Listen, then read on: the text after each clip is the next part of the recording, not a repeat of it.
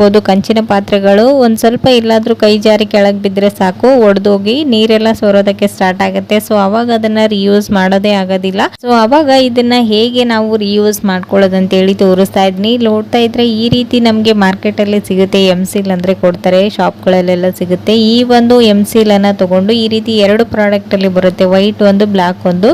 ಇದನ್ನ ಸ್ವಲ್ಪ ಸ್ವಲ್ಪನೇ ತಗೊಂಡು ನಿಮ್ಗೆ ಎಷ್ಟು ಬೇಕು ಎಷ್ಟು ಹೋಲ್ಸ್ ಕ್ರ್ಯಾಕ್ಗಳೆಲ್ಲ ಆಗಿದೆ ನೋಡಿಕೊಂಡು ಅಷ್ಟನ್ನ ಈ ರೀತಿಯಾಗಿ ನೀಟಾಗಿ ಇದನ್ನ ಒಂದ್ಸರಿ ಮಿಕ್ಸ್ ಮಾಡ್ಕೊಳ್ಬೇಕು. ಇವೆರಡನ್ನ ಮಿಕ್ಸ್ ಮಾಡ್ಕೊಂಡ ನಂತರ ಇದು ಒಂದು ಗಮ್ ರೀತಿ ರೆಡಿ ಆಗುತ್ತೆ. ಅವಾಗ ಇದನ್ನ ನೀವು ಎಲ್ಲಿ ಕಂಚಿನ ಪಾತ್ರೆಗಳು ಅಥವಾ ಸ್ಟೀಲ್ ಪಾತ್ರೆಗಳು ಹೋಲ್ಸ್ ಎಲ್ಲ ಬಿದ್ದಿರುತ್ತಲ್ವಾ, ಸೊ ನೋಡ್ತಾ ಇರ್ಬೋದು ವಿಡಿಯೋದಲ್ಲಿ, ಈ ರೀತಿ ಇದನ್ನ ಹಚ್ಕೊಳ್ಬೇಕು. ಈ ರೀತಿ ಹಚ್ಚಿ ಇದನ್ನ ಒಂದು 10 ರಿಂದ 15 ನಿಮಿಷಗಳ ಕಾಲ ಡ್ರೈ ಆಗಲು ಬಿಡಬೇಕು. ನಂತರ ಇದರಲ್ಲಿ ನೀವು ನೀರನ್ನ ತುಂಬಿ ಇಡೋದ್ರಿಂದ ಈ ಒಂದು ಸ್ಟೀಲ್ ಆಗಿರ್ಬೋದು ಕಂಚಿನ ಪಾತ್ರೆಗಳು ನೀರೇನು ಸೋರೋದಿಲ್ಲ. ಸೊ ನೋಡ್ತಾ ಇರ್ಬೋದು ಡ್ರಮ್ಗಳಾಗಿರ್ಬೋದು, ದೊಡ್ಡ ದೊಡ್ಡ ಡ್ರಮ್ಗಳು ಚೆನ್ನಾಗಿರುತ್ತೆ. ಸ್ವಲ್ಪ